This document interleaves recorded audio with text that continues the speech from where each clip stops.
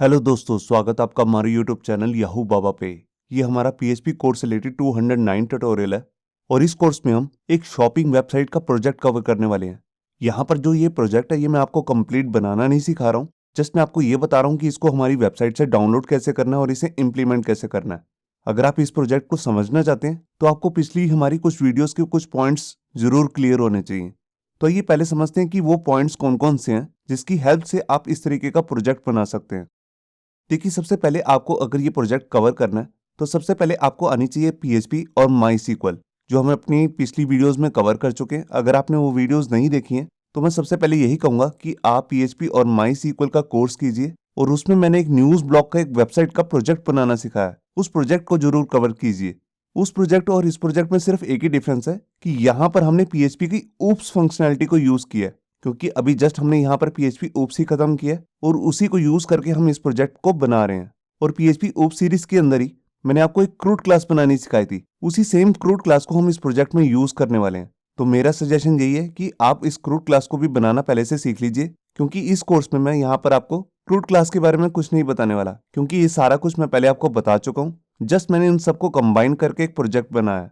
और इसी के साथ में आनी चाहिए आपको अजैक्स अजैक्स विद पीएचपी। इससे रिलेटेड भी हमने कुछ वीडियोस कवर कर चुके हैं पहले पीएचपी कोर्स के अंदर ही। अगर आपने वो वीडियोस भी नहीं देखी हैं तो मैं आपसे यही कहूंगा कि उस कोर्स को भी कवर कर लीजिए। तो आइए अब देखते हैं कि इस प्रोजेक्ट को हमारी वेबसाइट से डाउनलोड कैसे करना है और इसे इंप्लीमेंट कैसे करना है।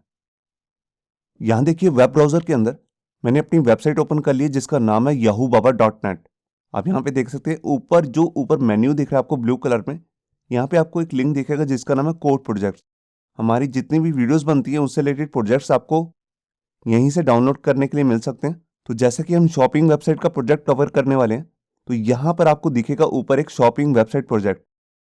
अगर इसके बाद कोई भी और प्रोजेक्ट्स आ जाते हैं तो यहाँ पर एक कैटेगरी भी आपको दिख रही है लेफ्ट साइड में पीएचपी नाम से। आप यहाँ पर भी जाकर इस प्रोजेक्ट को डाउनलोड कर सकते हैं। तो मैं इस पर क्लिक करता हूँ तो इस प्रोजेक्ट से रिलेटेड जो पेज है वो ओपन हो जाएगा और यहाँ पर आप स्क्रॉल करके यहाँ पर आपको डाउनलोड का लिंक मिलेगा। इससे पहले आपको हमारी वेबसाइट पे लॉगिन कर लेना, तभी आप इस प्रोजेक्ट को डाउनलोड कर सकते हैं। तो मैं इस पर क्लिक करता हूँ और इस प्रोजेक्ट को मैं सेव कर लेता हूँ अपने htdocs फोल्डर के अंदर, जो मेरा सी ड्राइव के अंदर है। ये देखिए, ये zip फाइल है। मैं इसे डाउनलोड करने लगा हूँ। मैंने यहाँ पे सेव पे बटन पे क्लिक किया और ये प्रोजेक्ट जो है डाउनलोड हो चुका है। अब मैं इसे अनजिप करके आपको इसको कॉन्फ़िगर कैसे करना है उसके बारे में बता देता हूँ। यहाँ देखिए, विंडोज एक्सप्लोरर के अंदर मैंने यहाँ पर अपना प्रोजेक्ट ऑलरेडी जो डाउनलोड कर रखा है उसको मैं यहाँ पर एक्सट्रैक्ट कर लेता हूँ। तो मैंने यहाँ पे राइट क्लिक किया और यहाँ पे कर दिया एक्सट्रैक्ट हेयर। ये देखिए, यहाँ पर हमारा जो ये प्रोजेक्ट है एक्सट्रैक्ट हो चुका है, जिसका नाम है शॉपिंग प्रोजेक्ट। इसको मैं ओपन कर लेता हूँ। इसको ओपन करने के बाद यहाँ पर आपको एक फाइल दिखेगी जिसका नाम है इंस्टॉलेशन स्टेप्स डॉट टी। इसी में ही जैसे भी इंस्टॉल करना है इस प्रोजेक्ट को, उसके बारे में पूरे स्टेप बाय स्टेप एक मैनुअल दी हुई है, जिसे आप इजिली पढ़कर इसे इजिली इंस्टॉल भी कर सकते हैं। तो मैं इस पर क्लिक करता हूँ। यहाँ देखिए, ये फाइल जो है ओपन हो चुकी है। अब इसमें जो सबसे पहला स्टेप है, आप यहाँ पे देख सकते हैं इंस्टॉलेशन स्टेप्स दिए हुए हैं सारे। तो सबसे पहला स्टेप और दूसरा स्टेप मैं आपको ऑलरेडी बता चुका हूँ, जिसके अंदर हमने सबसे पहले डाउनलोड किया जिप फाइल को, फिर उसको अनजिप किया है। अगर आप वैम्प में पीएचपी की कोडिंग करते हैं तो आप इस वाले पाथ को फॉलो करेंगे, और अगर आप एग्जाम में काम करते हैं तो आप इस वाले पाथ को फॉलो करेंगे। इसके बाद हमारे को क्या करना है, इसके बाद हमारे को ओपन करना है अपना पीएचपी माई एडमिन और वहां पे एक डाटाबेस क्रिएट करना है। आप किसी भी नाम का डाटाबेस क्रिएट कर सकते हैं। मैं बेसिकली यही वाले नाम का डाटाबेस क्रिएट कर रहा हूं जिसका नाम है शॉपिंग अंडरस्कोर डीबी। डीबी मतलब डाटाबेस। तो ये नेम जो है मैं यहाँ से कॉपी कर लेता हूँ और यहाँ पे देखिए, वेब ब्राउजर के अंदर आके मैंने अपनी एप्लीकेशन ओपन कर ली है जिसका नाम है पीएचपी माई एडमिन। अब यहाँ पर मैं ऊपर लिंक्स में जाता हूँ जिसका नाम है डाटाबेसेस। अब यहाँ पर देखिए, आपको एक टाइटल दिखेगा क्रिएट डाटाबेस। इसके नीचे आके आप किसी भी नाम का डाटाबेस क्रिएट कर सकते हैं। तो मैं अभी यहाँ पर वही नाम पेस्ट कर रहा हूँ जो मैंने अभी कॉपी किया है, शॉपिंग अंडरस्कोर डीबी, और यहाँ पे क्रिएट पे क्लिक कर दिया। और ये डाटाबेस जो है मेरा, यहाँ पे आप देख सकते हैं लेफ्ट साइड में क्रिएट हो चुका है। अब इसके अंदर मेरे को अपने टेबल्स इंपोर्ट करने हैं। मैंने वो जितने भी डाटाबेस से रिलेटेड टेबल्स हैं आपको डाउनलोडेड फोल्डर के अंदर दिए हैं। उसको इंपोर्ट कैसे करना है मैं अभी आपको बता देता हूँ। सबसे पहले आपको जाना है यहाँ पर इंपोर्ट पे और यहाँ पर आपको एक लिंक दिखेगा जिसका नाम है चूज फाइल। मैं इस पर क्लिक करता हूँ और यहाँ पर आप अपने एग्जाम फोल्डर के अंदर जाएंगे जो भी आपका प्रोजेक्ट है, जैसे मेरा प्रोजेक्ट है शॉपिंग प्रोजेक्ट, मैं इस पर क्लिक करता हूँ। यहाँ पे आपको एक लिंक दिखेगा, मतलब कि एक फोल्डर है डाटाबेस। ये देखिए मैंने इसके अंदर ऑलरेडी जो भी इस प्रोजेक्ट के अंदर टेबल्स यूज़ होने वाले हैं डाटाबेस के अंदर, वो सारे क्रिएट करके रखे हैं। तो इस पर मैं क्लिक करता हूँ और यहाँ से ओपन कर लेता हूँ। यहाँ से ओपन करने के बाद मैं नीचे जाता हूँ और यहाँ पे गो पे क्लिक कर देता हूँ। कुछ सेकंड्स के अंदर ये जितने भी टेबल्स हैं इस डाटाबेस के अंदर क्रिएट हो जाएंगे। यहाँ देखिए जो भी हमारा इंपोर्ट का सारा प्रोसेस था वो कंप्लीट हो चुका है और यहाँ पे आप देख सकते हैं सारे टेबल क्रिएट होके आ चुके हैं। और इस डाटाबेस के अंदर मैंने ऑलरेडी यूज़र नेम वगैरह भी सेट किया हुआ, पासवर्ड बाय डिफ़ॉल्ट, उसको भी आप कभी भी चेंज कर सकते हैं। और कुछ प्रोडक्ट्स रखे हैं जिसको भी आप बाद में जाके डिलीट कर सकते हैं और अपने न्यू प्रोडक्ट्स ऐड कर सकते हैं। अब इसके बाद का क्या काम है, जो भी हमने ये डाटाबेस का नाम रखा है इसको भी हमारे को अपनी पीएचपी की फाइल के अंदर कॉन्फ़िगर करना पड़ेगा। तो आइए अब एडिटर के अंदर हम अपना कोड ओपन कर लेते हैं। यहाँ देखिए वेब एडिटर के अंदर मैंने अपना प्रोजेक्ट फोल्डर ओपन कर लिया जिसका नाम है शॉपिंग प्रोजेक्ट। अब यहाँ पे भी मैं यही वाली फाइल ओपन कर लेता हूँ, इंस्टॉलेशन स्टेप्स, क्योंकि यहाँ पर मैंने ऑलरेडी आपको बताया हुआ कि एग्जैक्ट किस वाली फाइल के अंदर जाकर आपको डाटाबेस का नाम कॉन्फ़िगर करना है। तो यहाँ पर पहले 3 स्टेप हमने कवर कर लिए हैं। अब यहाँ पर 4 स्टेप के अंदर हमारे को क्या करना है, जो भी हमारा प्रोजेक्ट फोल्डर है, तो हमारे केस में है शॉपिंग प्रोजेक्ट, उसके अंदर एक एडमिन का फोल्डर है और उसके अंदर एक सब फोल्डर है php_files और उसके अंदर एक फाइल पड़ी हुई है database.php। यहाँ पर जाकर हमारे को इस वाले वेरिएबल के अंदर डाटाबेस का नाम डालना है। तो मैं इसको ओपन कर लेता हूँ। मैं पहले जाता हूँ ऊपर एडमिन फोल्डर में, उसके अंदर php फाइल्स और उसके अंदर हमारे को यहाँ पे फाइल मिलेगी database.php। ये देखिए यहाँ पर 8 नंबर लाइन के अंदर आपको एक वेरिएबल दिखेगा database_name। यहाँ पर आप अपने डाटाबेस का नाम चेंज कर सकते हैं। तो मैं यहाँ पर कर देता हूँ shopping_db। ये देखिए, और यहाँ पर मैंने फाइल को सेव किया। ऊपर के जो 3 वेरिएबल्स हैं इनको भी आप चेंज कर सकते हैं। अगर आप अपनी लोकल मशीन पे ही काम कर रहे हैं तो यहाँ पर आप लिखेंगे लोकल होस्ट और यूज़र नेम है रहेगा रूट, अगर आप MySQL यूज़ कर रहे हैं। अगर उसमें आपने कोई पासवर्ड सेट किया हो तो आप यहाँ पे दे सकते हैं। मेरे केस में यहाँ पर पासवर्ड नीला है तो यहाँ पर मैं ब्लैंक छोड़ रहा हूँ। अब इसके बाद हमारे को क्या करना है वो हम इंस्टॉलेशन स्टेप्स वाली फाइल में देख लेते हैं। ये देखिए अब यहाँ पे 5th स्टेप है कि हमें ये जो प्रोजेक्ट है इसको अपने ब्राउज़र में ओपन करना है। ये वाला हमारा यूआरएल रहेगा, तो मैं इसी को कॉपी कर लेता हूँ। अगर आपने प्रोजेक्ट का फोल्डर का जो नेम है वो अलग रखा है तो यहाँ पर आपको लोकल होस्ट के बाद अपने प्रोजेक्ट जो फोल्डर है उसका नेम देना है। तो मेरे केस में तो यही है shopping_प्रोजेक्ट। तो मैं इसी को यहाँ पे ओपन कर लेता हूँ ब्राउज़र में। तो देखिए मैं यहाँ पर वेब ब्राउज़र में आया और मैंने यहाँ पर अपना लिंक पेस्ट कर लिया। अब मैं यहाँ पे एंटर मारता हूँ और ये देखिए ये मेरा प्रोजेक्ट जो है यहाँ पे ओपन हो चुका है, जो भी मेरा शॉपिंग का प्रोजेक्ट है। यहाँ पे देख सकते हैं आप कुछ मैंने डमी प्रोडक्ट्स डाले हुए हैं। ये देखिए स्लाइडर भी है जैसे शॉपिंग की वेबसाइट्स पे होता है। ये पॉपुलर प्रोडक्ट्स हैं और यहाँ पे हैं कुछ लेटेस्ट प्रोडक्ट्स जो अभी अभी ऐड किए हैं लास्ट में। ये देखिए, और यहाँ पर हमारे पास एक कैटेगरी आ रही है। ये कैटेगरीज आप अपने अकॉर्डिंग चेंज भी कर सकते हैं और बना भी सकते हैं। यहाँ पे एक वेबसाइट का आप नाम देख रहे हैं, इसको भी आप लोगों को चेंज कर सकते हैं। इस वेबसाइट में आप सर्च चीज कर सकते हैं और यहाँ पर आप लॉगिन वगैरह भी कर सकते हैं। ये जितना भी कोड है ये मैंने आपको ऑलरेडी डाउनलोड करके दे दिया है। अब इस यहाँ पर मैं आपको पहले दिखाता हूँ कि हमने इसके एडमिन पैनल को ओपन कैसे करना है। तो मैं इसी वाले यूआरएल को कॉपी कर लेता हूँ और एक न्यू टैब में जाकर यहाँ पे इसे पेस्ट करता हूँ और स्लैश के बाद मुझे लिखना है इसके सब फोल्डर का नाम जिसका नाम है एडमिन। ये देखिए, तो यहाँ पर मैंने एंटर किया। अब यहाँ पर मेरे को एक यूज़र नेम और पासवर्ड देना है। तो मैंने बाय डिफ़ॉल्ट एक यूज़र नेम और पासवर्ड क्रिएट करके रखा हुआ है, वो आपको इसकी इंस्टॉलेशन स्टेप्स वाली फाइल के अंदर मिल जाएगा। मैं आपको दिखाता हूँ। ये देखिए मैं यहाँ पर आया और यहाँ पर देखिए यहाँ पर मैंने एडमिन लॉगिन की डिटेल्स दी हैं। तो लॉगिन जो है यूज़र नेम वो है एडमिन और पासवर्ड भी है एडमिन। इसे आप बाद में जाके चेंज भी कर सकते हैं। तो मैं अभी इसे यूज़ कर लेता हूँ। तो देखिए मैं यहाँ पर आया, मैं यहाँ पे एडमिन लिखता हूँ और यहाँ पर भी एडमिन, और मैं यहाँ पे लॉगिन पे क्लिक करता हूँ। ये देखिए मेरा एडमिन पैनल जो है ओपन हो चुका है। ये इसका डैशबोर्ड है। यहाँ पे आपको कुछ डिटेल्स मिल जाएंगी कि हमने कितने प्रोडक्ट्स ऐड किए हुए हैं, कितनी कैटेगरीज हैं और कितनी सब कैटेगरीज हैं, कितने ब्रांड हम अपनी वेबसाइट पे सेल कर रहे हैं और अब तक कितने ऑर्डर्स आ चुके हैं शॉपिंग की वेबसाइट से, और इस पे कितने यूज़र एग्जिस्ट कर रहे हैं जिन्होंने आपकी वेबसाइट पे रजिस्टर करके अपना लॉगिन क्रिएट किया है। और यहाँ पर आप देख सकते हैं कुछ लिंक्स हैं। सबसे पहले मैं आपको सबसे नीचे वाला लिंक दिखाता हूँ जिसमें है ऑप्शंस। ये एक्चुअल में वेबसाइट की ऑप्शंस हैं। यहाँ पे आप वेबसाइट का कोई भी एक नेम क्रिएट कर सकते हैं, जो भी आपकी वेबसाइट का नाम होगा। और अगर आप यहाँ पे वेबसाइट का आपने कोई लोगो बनाया है तो उसको यहाँ से आप अपलोड कर सकते हैं। मैंने ऑलरेडी अपलोड करके एक फाइल रखी हुई है। अगर आपके केस में कोई भी फाइल नहीं होगी तो आप सिंपल नाम भी दिखा सकते हैं वहाँ पर। और ये एक साइट का टाइटल है जो आपको टाइटल बार में दिख रहा है ऊपर, ये देखिए सबसे ऊपर टाइटल बार में, ये भी आप चेंज कर सकते हैं। कुछ साइट की डिस्क्रिप्शन है, अगर आप चाहते हैं कि आपकी वेबसाइट गूगल पर रैंक करे तो उसकी आप डिस्क्रिप्शन दे सकते हैं। इसके अलावा जो आपको वेबसाइट पे ईमेल आईडी दिख रहा है, फ़ोन नंबर दिख रहा है, या नीचे फूटर में कॉपीराइट का जो भी आपको डिस्प्ले हो रहा है सारा टेक्स्ट, वो आप यहाँ से चेंज कर सकते हैं। यहाँ पे एक फॉर्मेट है करेंसी फॉर्मेट, तो आप अपनी कंट्री के अकॉर्डिंग यहाँ पर जो करेंसी फॉर्मेट है उसको चेंज भी कर सकते हैं। यहाँ पे आप डॉलर भी यूज़ कर सकते हैं। इंडिया में रुपीज़ यूज़ होते हैं इसलिए मैंने यहाँ पर RS लिखा है। इसके अलावा अगर आप अपनी वेबसाइट पे अपना कॉन्टैक्ट डिटेल दिखाना चाहते हैं तो उसको भी आप यहाँ पे एड्रेस को यहाँ पे डाल सकते हैं। ये सारा टेक्स्ट दिखता कहाँ पे, मैं आपको दिखा देता हूँ, ईमेल आईडी वगैरह। जब आप नीचे स्क्रॉल करेंगे तो देखिए यहाँ पर आपकी कॉन्टैक्ट डिटेल आ रही है, ये सारी ऑप्शन वाले पेज से ही आ रही है। और ये देखिए जो भी कॉपीराइट का यहाँ पे आपको टैक्स दिख रहा है ये भी ऑप्शन वाले पेज से ही आ रहा है। इसके बाद मैं आपको दिखाता हूँ जो हमारे पास यहाँ पे यूजर्स करके लिंक आ रहा है।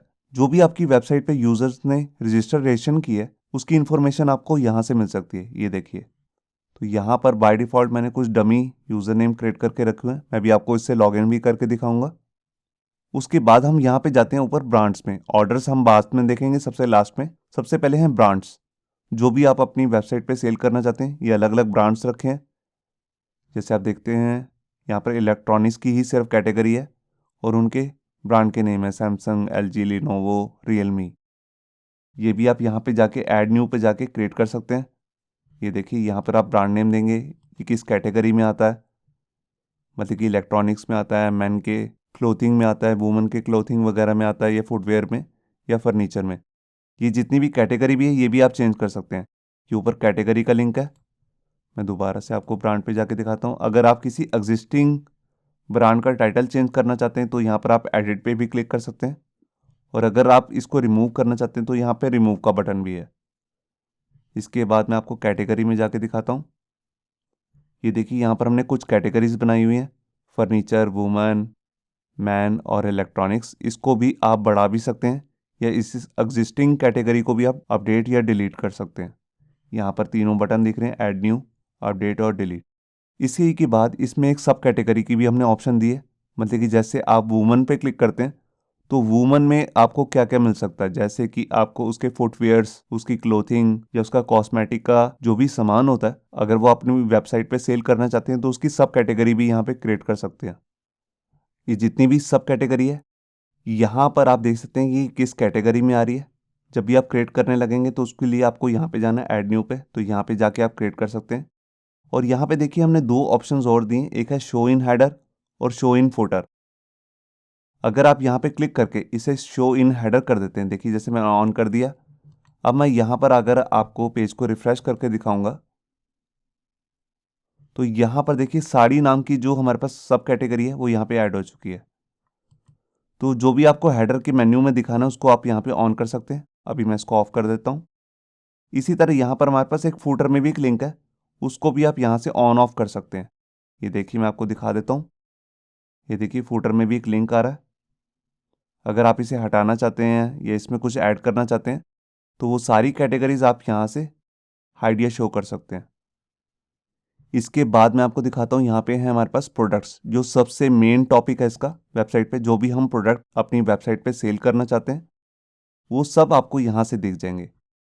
देखिए यहाँ पर एक प्रोडक्ट का आईडी है, उसका टाइटल है कि प्रोडक्ट का बेसिकली नाम क्या है, वो किस कैटेगरी में आता है, उसके ब्रांड वगैरह भी आप यहाँ पे शो कर सकते हैं, उसके प्राइजेज़ हैं, उसकी क्वांटिटी है, जो भी यूज़र ने मतलब कि आपने उसकी इमेज बनाई है यहाँ पर अपलोड की है वो भी आपको यहाँ पे एज ए थंबनेल भी दिख जाएगा।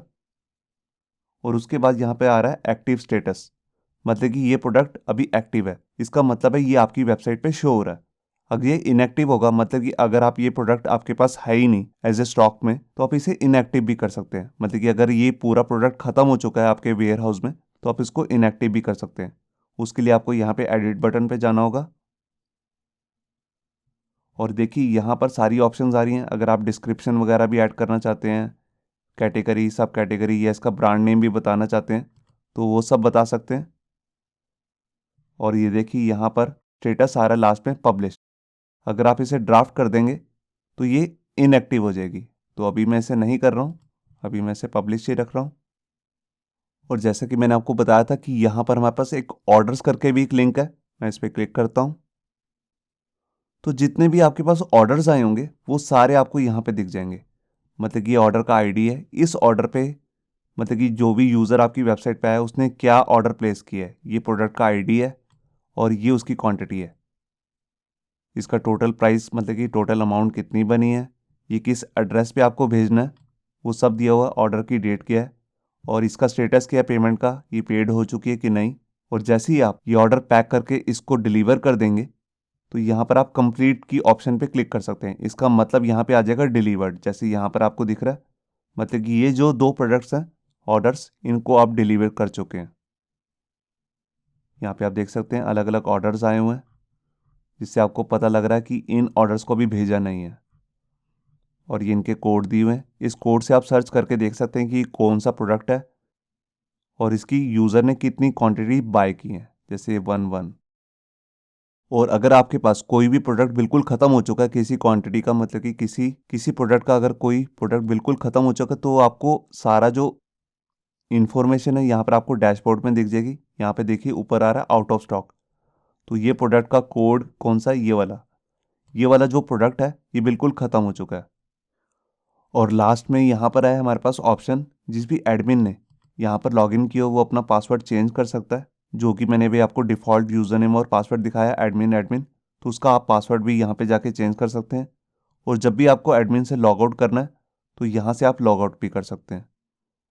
अब इसके बाद मैं आपको दिखाता हूँ कि जो फ्रंट एंड है मतलब कि हमारी वेबसाइट का, जब भी कोई यूज़र आएगा वो किसी भी प्रोडक्ट के बारे में देखना चाहता है वो देख सकता है। जैसे कि देखिए मैं यहाँ पर गया, यहाँ पर हमारे पास होवर पे 3 ऑप्शंस आ रही हैं।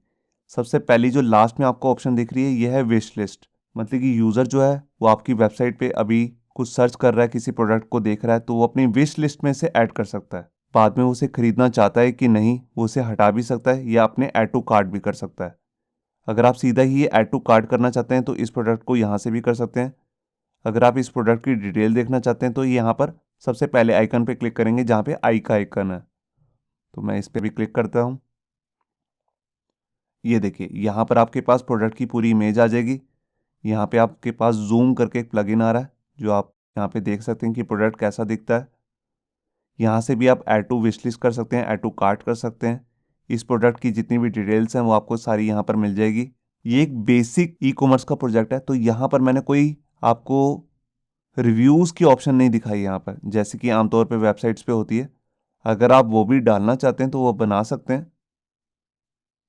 और यहाँ पर देखिए यहाँ पर भी ऑप्शन आ रही है जैसे कुर्तीज़, अगर मैं इसी पे क्लिक कर दूंगा ये एक सब कैटेगरी है, तो जितनी भी कुर्तीज़ होंगी वो सारी यहाँ पर दिखने लगेंगी। तो अभी तो यहाँ पर कुछ नहीं है। देखिए मैं लैपटॉप पे क्लिक करता हूँ तो जितने भी लैपटॉप्स के हमारे पास प्रोडक्ट्स हैं वो सारे आपको यहाँ पे दिख रहे हैं।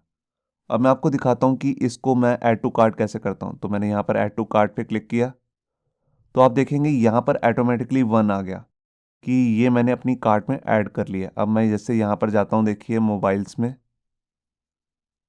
और इसको भी ऐड टू कार्ट कर लेता हूँ, तो आप देखेंगे जैसे मैंने इस पर क्लिक किया तो यहाँ पर आ गया 2। इसका मतलब मैंने अपनी कार्ट में 2 प्रोडक्ट्स को ऐड कर लिया। अब मैं इस पर क्लिक करता हूँ और ये देखिए जो भी हमने प्रोडक्ट यहाँ पे ऐड टू कार्ट किए उनकी थंबनेल आपको यहाँ पे दिख रहे हैं, उनका आपको यहाँ पे डिस्क्रिप्शन दिख रही है, उनका प्राइस दिख रहा है, ये क्वांटिटी आ रही है। यूज़र यहाँ पे जाके अपनी क्वांटिटी को बढ़ा भी सकता है या कम भी कर सकता है। उसी के अकॉर्डिंग देखिए यहाँ पर प्राइस भी चेंज हो रहा है। और यहाँ से आप अपने ऐड टू कार्ट में से रिमूव भी कर सकता है यूज़र इस क्रॉस पे क्लिक करके। देखिए मैं इस पर क्लिक करता हूँ, ये देखिए अगर इसके बाद यूज़र कोई भी और शॉपिंग करना चाहता है तो कंटिन्यू शॉपिंग करेगा। अगर वो सीधा चेकआउट पे क्लिक करना चाहता है तो यहाँ पे जाएगा प्रोसीड टू चेकआउट। ये देखिए अब यहाँ पर आपको यूज़र को अपना यूज़र नेम और पासवर्ड डालना है। अगर वो फर्स्ट टाइम आपकी वेबसाइट से कुछ परचेज कर रहा है तो उसको सबसे पहले रजिस्टर करना है। मैं आपको रजिस्ट्रेशन का फॉर्म दिखा देता हूँ। ये देखिए सारा रजिस्ट्रेशन का फॉर्म है। तो मैंने एक डिफ़ॉल्ट यूज़र नेम और पासवर्ड बना के रखा हुआ है, जिसके बारे में मैंने पूरी डिटेल जो है इंस्टॉलेशन स्टेप्स में दी है। मैं दोबारा से कार्ट में जाता हूँ और सबसे पहले मैं यूज़र नेम और आपको पासवर्ड दिखा देता हूँ। यहाँ देखिए, यहाँ पर आपके सामने आएगा डेमो यूज़र लॉगिन डिटेल। तो एक यूज़र मैंने क्रिएट करके रखा हुआ user@gmail.com। इसको मैं यहाँ से कॉपी कर लेता हूँ और इसका पासवर्ड है user1। तो देखिए मैं यहाँ पर प्रोसीड टू चेकआउट पे गया और यहाँ पर मैं इसे पेस्ट कर देता हूँ, यूज़र नेम और पासवर्ड है user1। ये देखिए मैं यहाँ पर लॉगिन किया और ये लॉगिन हो चुका है। आप देख रहे हैं यहाँ पर यूज़र का जो नेम है वो यहाँ पे दिखा भी रहा है, माई प्रोफाइल, माई ऑर्डर्स। जो भी आपने पहले भी ऑर्डर्स प्लेस किए होंगे वो सारे आपको यहाँ पे दिख जाएंगे और यहाँ से आप लॉग आउट भी कर सकते हैं। इसके बाद अब मैं यहाँ पे जाता हूँ प्रोसीड टू चेकआउट, मतलब कि अगर मैं यूज़र हूँ और यहाँ से पेमेंट करना चाहता हूँ, फाइनल पेमेंट, तो मैं इस पर क्लिक करूँगा। और यहाँ पर मैंने क्या किया, यहाँ पर मैंने इंस्टा मोजो करके एक पेमेंट गेटवे लगाया। instamojo.com एक वेबसाइट है जो इंडिया में काफ़ी पॉपुलर है पेमेंट गेटवे लगाने के लिए, तो उसको मैंने यहाँ पर यूज़ किया। ये कन्फिगर कैसे करना है इसके बारे में मैंने पूरी डिटेल जो है मैंने इंस्टॉलेशन स्टेप्स .txt वाली फाइल में सब डिटेल में दे रखी है कि इसको इम्प्लीमेंट कैसे करना है इंस्टा मोजो को। तो यहाँ पर लास्ट में यूज़र जो अपना ईमेल वगैरह, फ़ोन नंबर वगैरह देके जो भी पेमेंट जैसे भी करना चाहता है, क्रेडिट कार्ड से, डेबिट कार्ड से या यूपीआई से या पेटीएम से, किसी से भी कर सकता है। तो मैं एक बार आपको दिखा देता हूँ कि इसको कॉन्फ़िगर कैसे करना है इंस्टा मोजो को, क्योंकि आप यहाँ पे देख सकते हैं कि बाय डिफ़ॉल्ट जो है यहाँ पर हमारा एक टेस्टिंग यूज़र नेम आ रहा है, कपिल आपरेन देख सकते हैं। तो जब भी आप अपनी वेबसाइट बना रहे होंगे तो यहाँ पर आपका प्रॉपर आपकी वेबसाइट का नाम आना चाहिए कि यूज़र जो है किसको पेमेंट कर रहा है। तो उसको भी आप चेंज करेंगे, मैं अभी आपको दिखाता हूँ कैसे करना है वो सब। तो यहाँ पर देखिए, यहाँ पर लास्ट में जो हमारे पास इंस्टॉलेशन स्टेप .txt फाइल है, इसमें लास्ट में मैंने आपको 4 स्टेप्स के अंदर इंस्टा मोजो को कॉन्फ़िगर कैसे करना है अपनी शॉपिंग की वेबसाइट पे सब बताया हुआ है। सबसे पहले आपको इसकी वेबसाइट ओपन करनी है। देखिए जो इसकी ऑफिशियल वेबसाइट है वो है instamojo.com।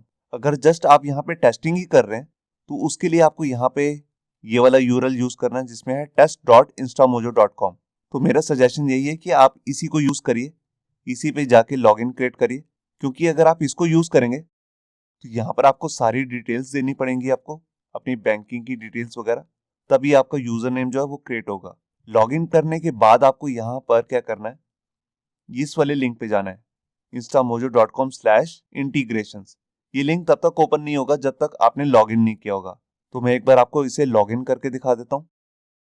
तो यहाँ देखिए वेब ब्राउजर के अंदर मैंने अपनी वेबसाइट ओपन कर ली है जिसका नाम है instamojo.com। अब यहाँ पे जाके सबसे पहले आपको साइन अप करना है, मतलब कि अपना अकाउंट क्रिएट करना है। तो मैंने ऑलरेडी क्रिएट करके रखा हुआ है, इसलिए मैं यहाँ पे लॉगिन पे जाता हूँ, उस पर क्लिक करता हूँ और यहाँ पर आपको अपने यूज़र नेम और पासवर्ड देने हैं। तो उस यूज़र नेम और पासवर्ड को देके मैं इसे लॉगिन कर लेता हूँ। तो यहाँ देखिए मैं लॉगिन कर चुका हूँ, आप यहाँ पे देख रहे हैं। अब मैं यहाँ पर मेरे को वही लिंक ओपन करना है जो मैंने आपको इंस्टॉलेशन स्टेप्स वाली फाइल के अंदर दिया हुआ है। तो देखिए मैं यहाँ पर आया अपनी सेकंड स्टेप में और यहाँ पर हमारे पास लिंक है इंटीग्रेशन का, तो मैं यहाँ से इसे कॉपी कर लेता हूँ। देखिए अगर आप यहाँ पर टेस्ट नाम का जो हमारा सब डोमेन है उस पर काम कर रहे हैं, मतलब कि टेस्टिंग कर रहे हैं जस्ट, तो आपको इस वाले लिंक पे जाना है। तो मैं इस वाले लिंक पे जा रहा हूँ और यहाँ पर जाकर ऊपर इसे पेस्ट कर देता हूँ। ये देखिए जैसे आप यहाँ पे जाएंगे तब आपको यहाँ पर ऊपर 3 तरीके के लिंक्स दिखेंगे। लिंक्स नहीं है, बेसिकली यहाँ पर आपको एक कोड मिलेगा जिसको भी मैंने हाइड किया हुआ है। सबसे पहला है एपीआई की, मतलब कि जो भी आप अकाउंट क्रिएट कर रहे हैं उसकी एक यूनिक एपीआई की होती है, क्योंकि एक्चुअल में जब हम इंस्टामोजो अपनी वेबसाइट पे इंप्लीमेंट करेंगे तो इसकी एक्चुअल में एपीआई यूज़ करेंगे। तो उस एपीआई को यूज़ करने के लिए आपको एक की यूज़ करनी पड़ेगी जो एक तरीके का यूज़र नेम और पासवर्ड होता है। तो ये उसकी की है और यहाँ पर एक ऑथेंटिकेशन टोकन दिया हुआ है, ये एक तरीके का पासवर्ड होता है। तो यहाँ से आपको इसका पासवर्ड मिल जाएगा और इस एपीआई की को और ऑथेंटिकेशन टोकन को, मतलब कि यूज़र नेम और जो ये पासवर्ड है एपीआई का, इसको यूज़ कहाँ करना है, मतलब कि वो एपीआई आपको कहाँ से मिलेगी, उसका लिंक भी मैंने आपको इंस्टॉलेशन स्टेप्स वाली फाइल के अंदर दिया हुआ है। मैं भी आपको दिखाता हूँ। ये देखिए मैं यहाँ पर गया, यहाँ पर हमारे पास थर्ड स्टेप है जो कि आप यहाँ पे देख सकते हैं। तो मैं इसको कॉपी कर लेता हूँ और यहाँ पर जाकर हमारे को एक पीएचपी का एक लिंक दिखेगा, उस पर क्लिक करना है। वहीं से हमारे को इसका कोड मिलेगा पीएचपी वाला। अगर आप किसी और लैंग्वेज पे काम कर रहे हैं तो उसकी एपीआई का कोड भी अलग होगा। तो देखिए मैं यहाँ पर गया अपने अलग टैब में और इसको ओपन कर लेता हूँ। ये देखिए यहाँ पर जो ये हमारा यूआरएल है पूरा ओपन हो चुका है। मैं आपको एक बार ऊपर जाके दिखाता हूँ इस पेज में सबसे टॉप पे। यहाँ पे देखिए अलग अलग तरीके के लिंक्स हैं। जो भी आप अलग अलग तरीके की पेमेंट करना चाहते हैं, रिफंड लगाना चाहते हैं अपनी वेबसाइट पे, तो उसका कोड भी आपको अलग करना पड़ेगा। तो रिफंड का कोड तो हमने नहीं किया, हमने जस्ट यहाँ पे किया है पेमेंट रिक्वेस्ट का कोड। तो मैं इस पर क्लिक करता हूँ पोस्ट पे, और ये देखिए यहाँ पर आपके सामने आप राइट साइड में देख सकते हैं अलग अलग लैंग्वेजेस आ रही हैं। पाइथन है, नोड है, पीएचपी है और लास्ट में रूबी है।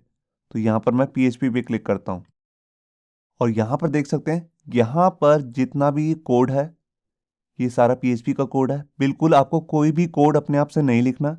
ये सारा का सारा कोड मैंने ऑलरेडी यूज़ किया हुआ है। ये सारा पीएचपी का कोड है। यहाँ पर आपको देखिए की और पासवर्ड डालना कहाँ पे, मतलब कि ऑथेंटिकेशन टोकन आपको डालना कहाँ पे, यहाँ पर। जो भी आपकी की होगी उसको आपको यहाँ पे पेस्ट कर देना है और जो भी ऑथेंटिकेशन कोड होगा उसको आपको यहाँ पे पेस्ट कर देना है। ये फाइल भी मैंने ऑलरेडी एक बना के अपने प्रोजेक्ट के अंदर रखी हुई है, मैं अभी आपको दिखा देता हूँ।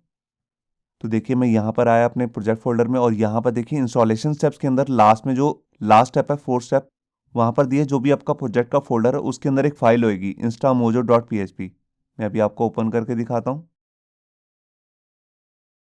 यहाँ देखिए ये फाइल है instamojo.php। अब यहाँ पर आप देख सकते हैं ये सारा का सारा वही कोड है जो मैंने यूज़ किया उस फाइल से। बस इसमें लास्ट में आके जहाँ पर वो वेरिएबल को इको कर रहा है उसके बाद मैंने इसको यहाँ पर अपना अलग कोड किया है। तो ये जितना भी कोड है यहाँ पर मैंने जस्ट एपी की को चेंज किया है। इसको आपको चेंज करना होगा क्योंकि यहाँ पर हमने अपनी टेस्ट की लगा रखी है। अगर आप इसको एज इट इज़ यूज़ कर लेंगे तो बेसिकली ये टेस्टिंग के लिए आपकी जितनी भी पेमेंट्स हैं वो हमारे पास आ जाएंगी। तो मैं कहूँगा कि इसको आप चेंज कर लीजिए। और अगर आप यहाँ पर टेस्ट वाला सब डोमेन यूज़ नहीं कर रहे हैं तो यहाँ पर आपको डोमेन नेम भी अलग से रखना पड़ेगा, मतलब कि instamojo.com, उसके बाद यही वाला यूआरएल रहेगा। और अगर आप अपने सिस्टम पे वैसे ही चेक कर रहे हैं तो यहाँ पर इस वाले डोमेन को भी यूज़ कर सकते हैं, test.instamojo.com। ये सब कुछ मैंने आपको इंस्टॉलेशन स्टेप्स वाली फाइल के अंदर सब कुछ बता रखा है, यहाँ पे आप देख सकते हैं। इस प्रोजेक्ट का पूरा कोड तो मैं आपको नहीं बता रहा हूँ, जैसे कि मैंने आपको स्टार्टिंग में ही बताया था, मगर ये पूरा कोड बिल्कुल वैसे ही है जैसे हमने न्यूज़ प्रोजेक्ट का एक पूरा ब्लॉग बनाया था पीएचपी के अंदर। बस यहाँ पर हमने oops यूज़ किया है और oops के अंदर वही क्लास यूज़ की है, क्रूड क्लास, जो मैंने आपको पिछले कुछ वीडियोस में आपको बनानी सिखाई थी। और वो सारी क्रूड क्लास जो है हमने इस वाली फाइल के अंदर रखी है जिसका नाम है database.php। यहाँ पे आप देख सकते हैं, ये देखिए यहाँ पर जो मेन क्लास है उसका नाम है डाटाबेस। इसी पूरी क्लास को ही हम अपने पूरे प्रोजेक्ट में यूज़ कर रहे हैं। इस क्लास के अंदर मैंने अलग अलग मेथड्स बनाए हैं। एक है इंसर्ट का मेथड, एक है इसी तरह अपडेट डिलीट का मेथड। यहाँ पे आप देख सकते हैं ये सब के बारे में मैं आपको ऑलरेडी बता चुका हूँ पिछली वीडियोस में। और ये एक पेजिनेशन का मेथड है जिसको हमने अलग से बनाया इस वीडियो में, जिसके लिए आप सिर्फ इस पेजिनेशन मेथड को यूज़ करके अपने पेज में कहीं पर भी पेजिनेशन लगा सकते हैं। और ये सिंपल सीक्वल का मेथड है अगर आप अपनी कोई सीक्वल की कमांड देना चाहते हैं। ये देखिए, तो इसी क्लास को ही हमने यूज़ किया है। तो मैं कहूँगा कि आप पहले इस वाले प्रोजेक्ट को पूरा देख लीजिए जो हमारा वो क्रूड क्लास वाला प्रोजेक्ट है जिसको मैं ऑलरेडी बता चुका हूँ, क्योंकि अगर आपको वो समझ में आ गया तो ये प्रोजेक्ट ऑटोमेटिकली अपने आप समझ में आ जाएगा। तो ये था हमारा ई कॉमर्स वाला प्रोजेक्ट जिसको हमने इस वीडियो में यूज़ किया है। आप देख सकते हैं सारे प्रोडक्ट्स हैं, यहाँ पे कैटेगरी एरिया है और यहाँ पर आप कुछ भी सर्च भी कर सकते हैं जो भी आप सर्च करना चाहें। तो ये था हमारा पूरा ई कॉमर्स वेबसाइट का प्रोजेक्ट। अगर आपकी कोई भी क्वारी है इस प्रोजेक्ट से रिलेटेड तो मुझसे नीचे आप जाके कमेंट में पूछ सकते हैं, मैं उसके जवाब देने का जल्दी से जल्दी कोशिश करूँगा। होप सो आपको ये हमारा वीडियो ट्यूटोरियल अच्छा लगा होगा। अगर अच्छा लगा है तो वीडियो को प्लीज़ लाइक करना मत भूलिए। अगर आप ऐसे ही रेगुलर अपडेट चाहते हैं तो हमारे चैनल याहू बाबा को सब्सक्राइब करना मत भूलिए। Thank you.